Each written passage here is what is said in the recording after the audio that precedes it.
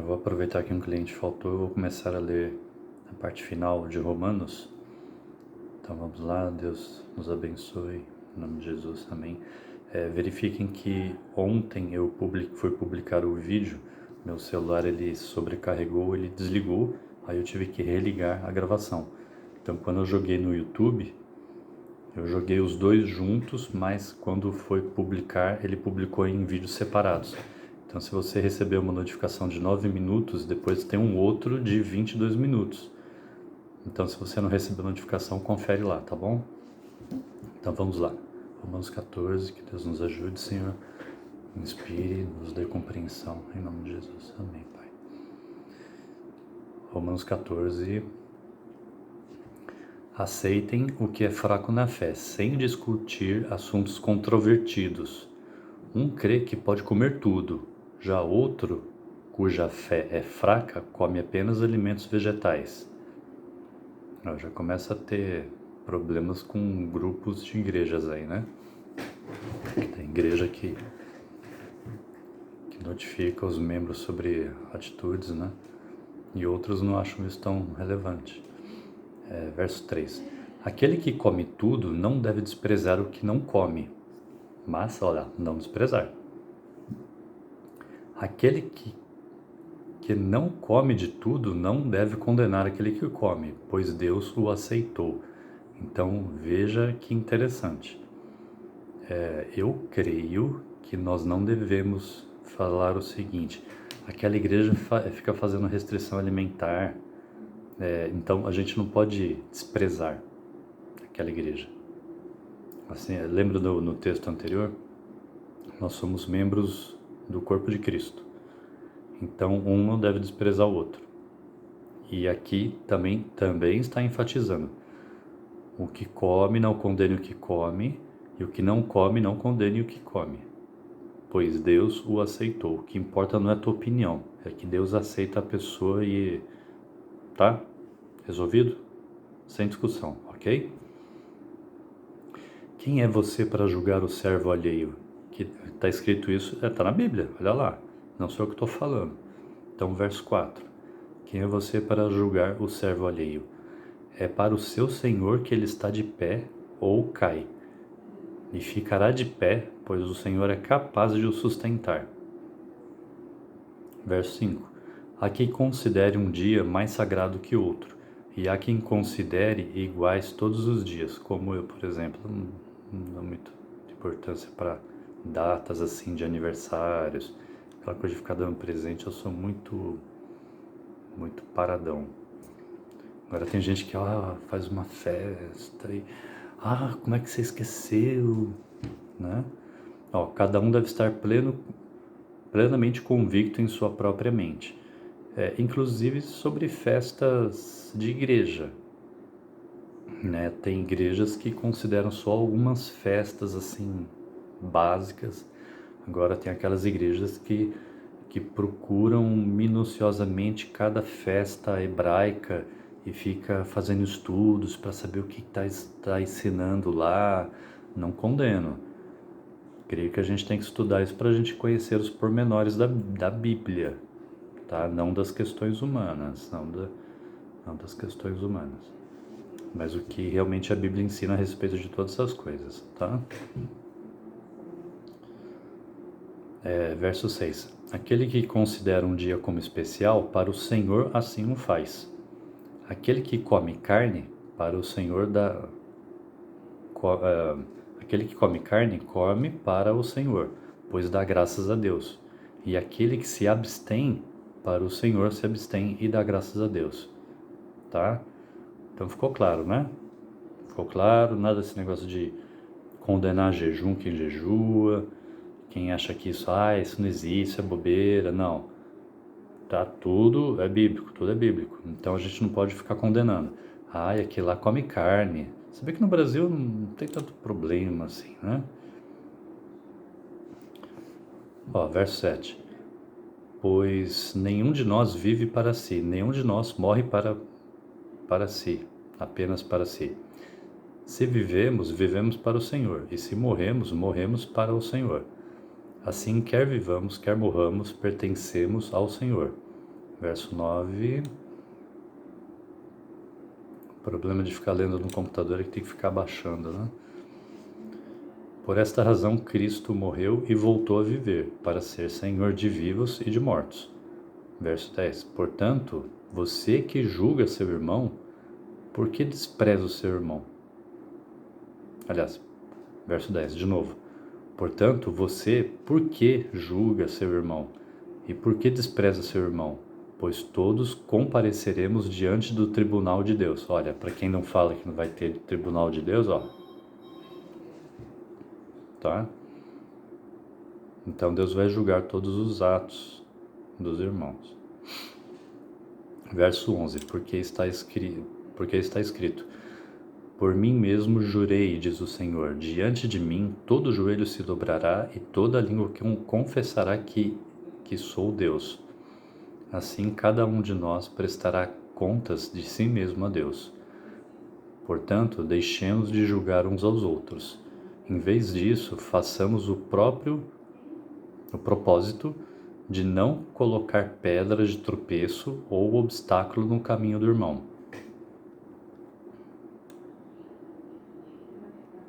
Verso 14.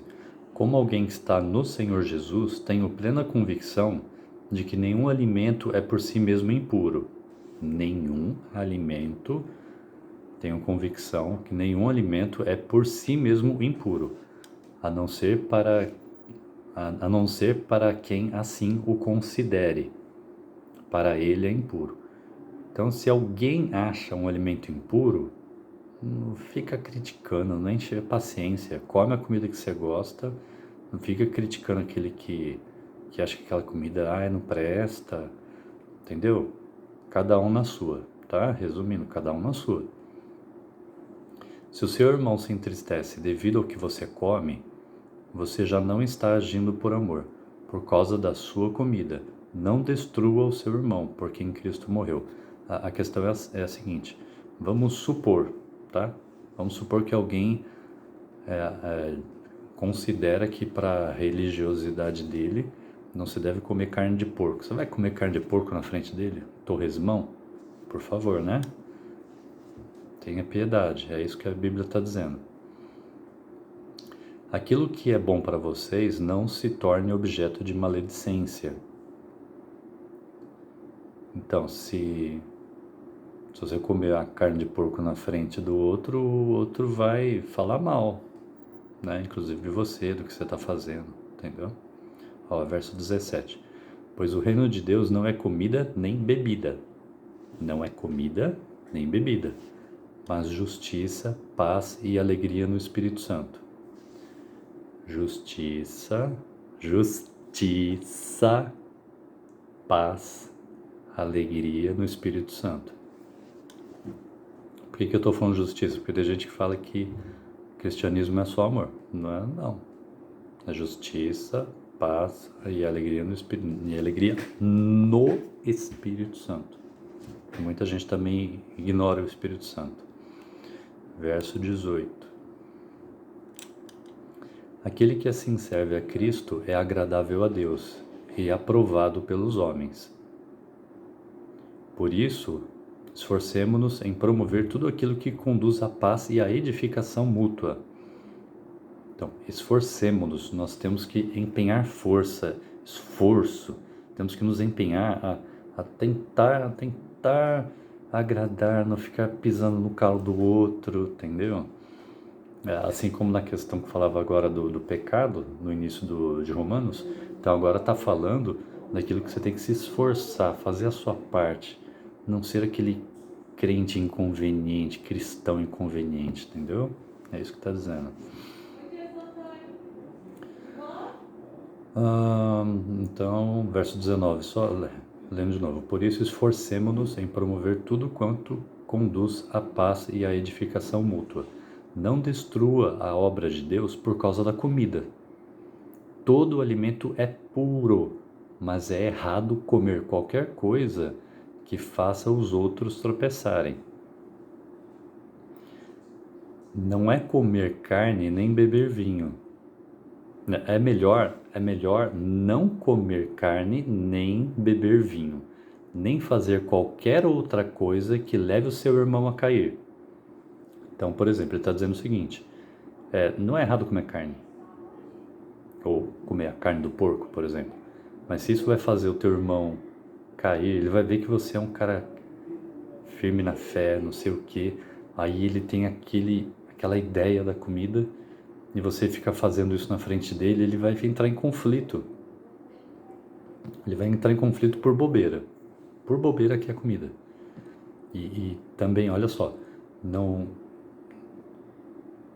é melhor não comer carne nem beber vinhos, ou nem fazer qualquer outra coisa que leve seu irmão a cair, ou em outras versões bíblicas diz escandalizar. Tá? Então veja que aqui no texto, Romanos 14, 21, fala até na questão do beber vinho. A Bíblia explica isso. Que, por exemplo, ao que é pastor, é recomendado não beber vinho, e aquele que é diácono, que beba pouco vinho. Então, a Bíblia não condena beber vinho. A Bíblia diz o seguinte, você pode beber vinho, você não pode se embriagar, ficar caindo, babando e brigando com todo mundo, fazendo escândalo, chutando cachorro, beber e ficar chutando cachorro, ficar brigando com a família. Não, aí já pecou. Então não pode beber demais ao ponto que você perde o controle e não pode ser alcoólatra, não pode ficar bebendo todo dia, entendeu? Senão aí você está preso ao vinho, então aí já é alcoolismo, né? Aí já pecou, né? Tudo que você fizer demais, pecou. Então não é errado beber vinho. Isso é o que a Bíblia está dizendo, tá? Se você acha que é pecado, então para você é pecado, tá bom? Se você no passado, antes de se converter ao cristianismo, antes de você se tornar um cristão, você bebia muito, você era alcoólatra. E se você sabe que se você colocar uma gotinha de bebida alcoólica na boca, você vai perder o controle e vai avançar no negócio, então não põe a gotinha na boca, né? Tudo bem? Você, irmão, que sabe que o outro foi alcoólatra, não vai beber vinho na frente do irmão. Senão o irmão vai ficar desesperado, vai querer tomar uma gotinha. Entendeu? Ó, nosso culto é racional. O nosso culto a Deus é um culto racional. Então fique esperto, não fica brigando por bobeira. Ó, é assim que o cristão deve agir, tá bom? Ó, verso 22. Assim, seja qual for o seu modo de crer a respeito dessas coisas. Assim, seja qual for o seu modo de crer, tá? É algo particular seu, tá? A respeito dessas coisas. Que isso permaneça entre você e Deus. É entre você e Deus. Não é para você ficar apontando o dedo do teu irmão e ficar enchendo a paciência dele ou ficar escandalizando, tá? Continuando, feliz é o homem que não se condena naquilo que aprova. Verso 23. Mas aquele que tem dúvida é condenado a se comer, porque não come com fé. E tudo que não provém da fé é pecado. Tá? Então aí de repente você escandalizou alguém não come lá a carne de porco que ele considera que é impuro, aí ele vê você comer, aí ele vai comer assim, tô na dúvida, ele vai lá e come. Então aí ele tá comendo para te agradar, porque ele não quer ser excluído, né? Não quer ser condenado por você, mas isso ele tá comendo sem fé. Então se ele está comendo sem fé, tudo que não provém da fé é pecado, tá? Então não faz teu irmão pecar. É por aí, entendeu? Vamos lá. Acabamos o Romanos 14, vamos para Romanos 15. Nós que somos fortes devemos suportar as fraquezas dos fracos e não agradar a nós mesmos. Então a gente tem que suportar os fracos. Verso 2. Cada um de nós deve agradar o seu próximo para o bem dele, a fim de edificá-lo. Então, o cristão não pode ser egoísta. O cristão não pode ser egoísta. Você tem que ficar pensando no outro, no fraco. Entendeu? Isso é ser cristão. É você fazer a sua parte, você não comer o porco na frente do outro por consideração por outro. Vai comer porco na tua casa, irmão. Certo? Para você não é pecado beber o teu vinhozinho, bebe na tua casa. Entendeu? Tá bom? Você vai tomar o teu vinho num restaurante onde o irmão vai aparecer. Ele tá tomando vinho. Né? Maneira, né? Cristãos, maneira aí, né? Romanos 15, 3. Pois também Cristo não agradou a si próprio, mas como está escrito, os insultos daqueles que te insultam caíram sobre mim. Então, olha só. Jesus está falando, né, que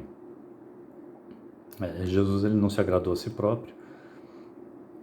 E quando alguém te insulta, cai sobre Cristo. Quando alguém te injustiça, fala mal de você, ou pega no seu pé, tá atacando a Deus. Não tá te atacando, tá atacando a Deus.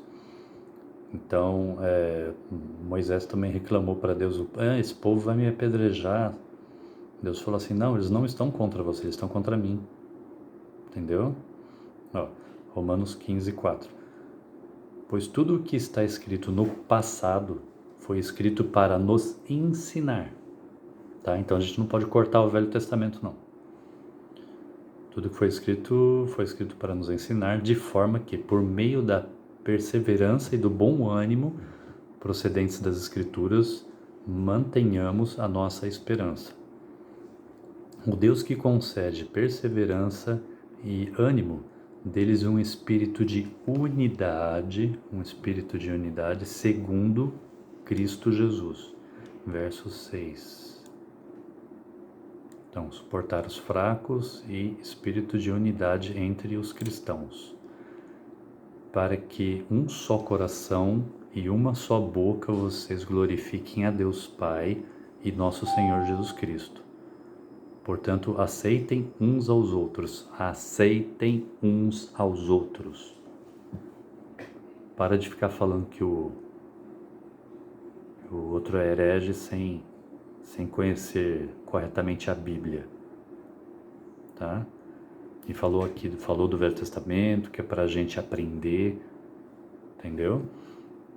Não fica falando, não é só o Novo Testamento. Entendeu? Quando fica um condenando o outro. Tá? Portanto, aceitem uns aos outros da mesma forma como Cristo os aceitou, a fim de que vocês glorifiquem a Deus.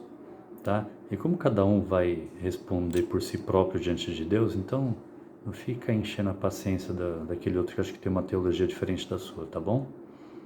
Ó, Romanos 15, 8.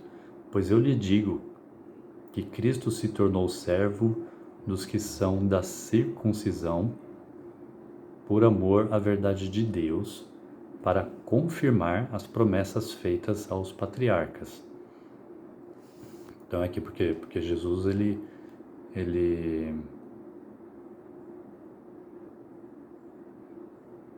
aqui está falando das promessas feitas aos patriarcas, né? Aqui está falando dos hebreus, dos judeus, né? Então Jesus ele era judeu, ele cumpriu toda a lei do Velho Testamento.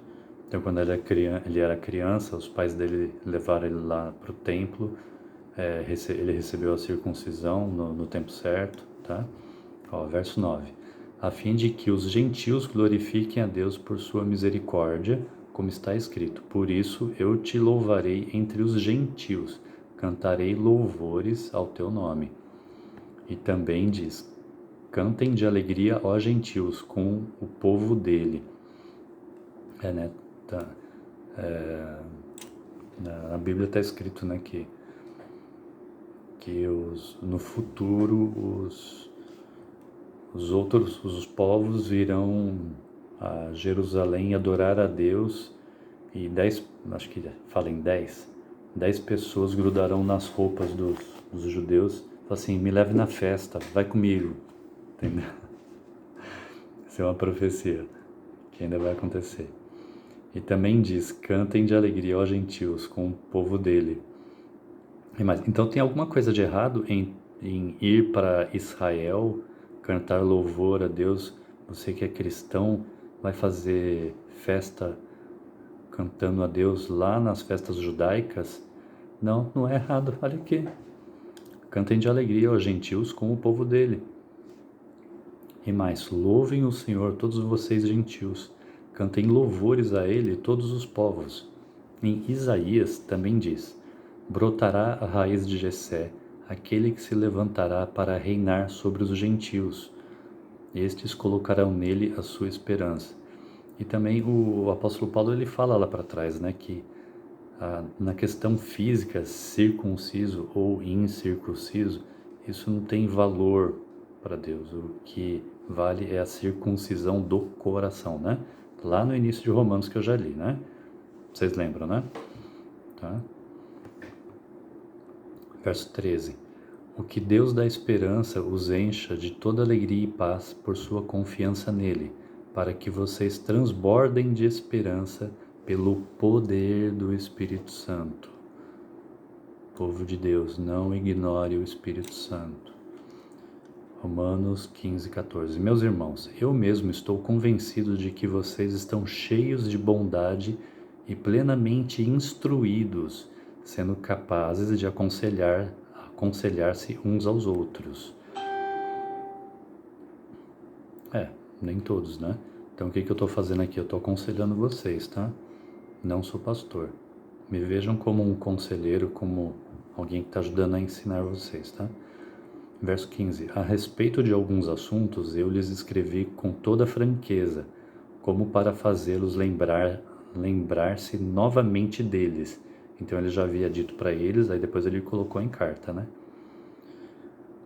Por causa da graça que Deus me deu, de ser um ministro de Jesus Cristo para os gentios. Então ele é um judeu, um ministro de Deus para pregar a palavra de Deus aos gentios, não aos hebreus, aos judeus, né?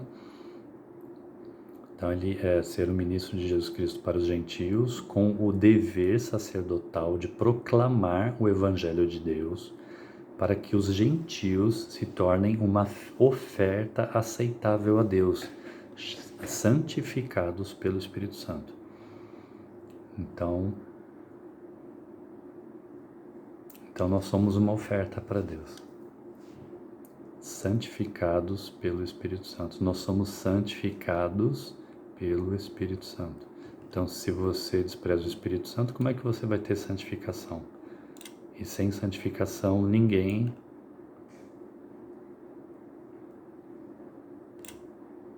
Como é que é aquele texto? Sem santificação, ninguém verá a Deus, né? E eu quero te ver, né? Então, sem santificação, ninguém verá a Deus. Romanos 15, 17. Portanto, eu me glorio em Jesus Cristo, em meu serviço a Deus. Não me atrevo a falar de nada, exceto daquilo que Cristo realizou por meu intermédio em palavra e ação. Então, tem muita gente que é só de palavra, né? Então, tem que ser de palavra e ação, a fim de levar os gentios a obedecerem a Deus. Então, o que é o ministério pastoral? É ensinar as pessoas e pegar na mãozinha das pessoas e levar a adorar a Deus, né? Essa é a função pastoral, né?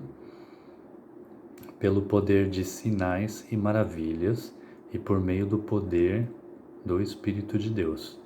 Assim, interessante, né? Vou voltar. Verso 18. Não me atrevo a falar de nada, exceto daquilo que Deus realizou por meu intermédio, em palavra e ação, a fim de levar os gentios a obedecerem a Deus. 19. Pelo poder de sinais e maravilhas, por meio do poder do Espírito de Deus. Então Deus usou o apóstolo Paulo com sinais e maravilhas para pregar o Evangelho, né? Assim, desde Jerusalém e arredores até o Ilírico, proclamei plenamente o Evangelho de Cristo. Sempre fiz questão de pregar o Evangelho onde Cristo ainda não era conhecido, de forma que não estivesse edificando sobre alicerce de outro. Então, cristão, para de ficar pescando em aquário de outras igrejas. Vai pregar para quem não conhece. Tá bom? Romanos 15, 21. Mas antes está escrito: hão de vê-lo aqueles que não tinham ouvido falar dele, e entenderão aqueles que não o haviam escutado. Então pregue para quem não conhece. Romanos 15, 22. É por isso que muitas vezes fui impedido de chegar até vocês.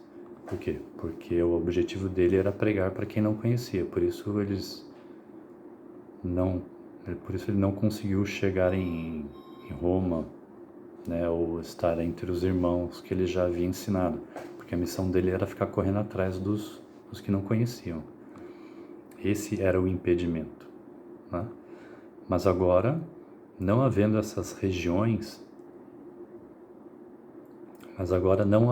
nestas regiões nenhum lugar em que se precise trabalhar, e visto que há muitos anos anseio vê-los. Então, quando ele cobrisse todas as áreas que ele achava que ainda não tinha chegado o Evangelho, então aí depois ele iria fazer uma visita para os irmãos.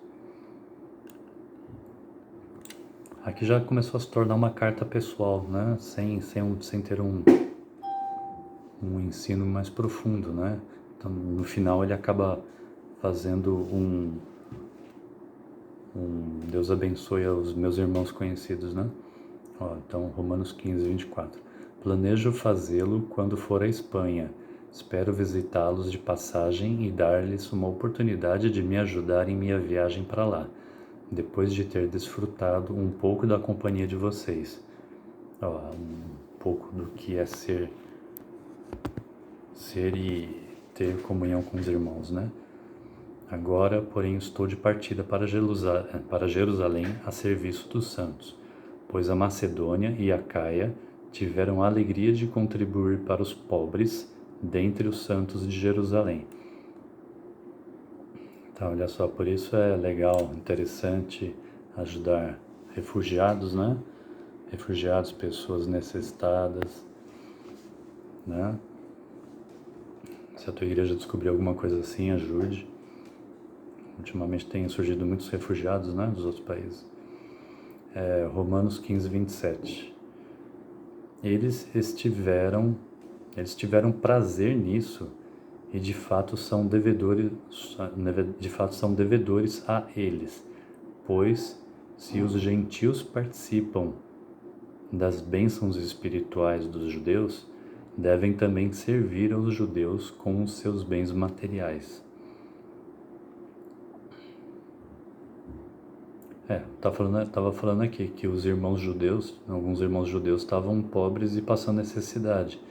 Então, era mais do que um dever e um compromisso dos cristãos ajudar financeiramente os judeus que estavam passando necessidade, entendeu?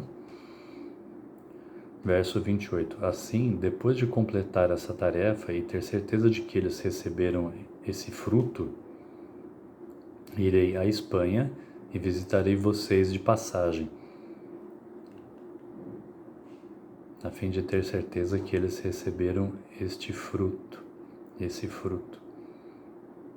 Fruto, quando a Bíblia diz fruto, pense assim: você tem um compromisso de fazer tal coisa e vai ter o resultado. Então, o resultado a Bíblia sim chama de fruto, né? Então, o fruto do Espírito, o resultado do Espírito Santo em sua vida é o amor, paciência, tal, entendeu? Quando a Bíblia diz fruto é assim: a árvore vai ter a flor, vai ter a polinização e vai dar o resultado da árvore. Então, a macieira vai dar a maçã. Então, o resultado daquela árvore é produzir, o objetivo é produzir a maçã.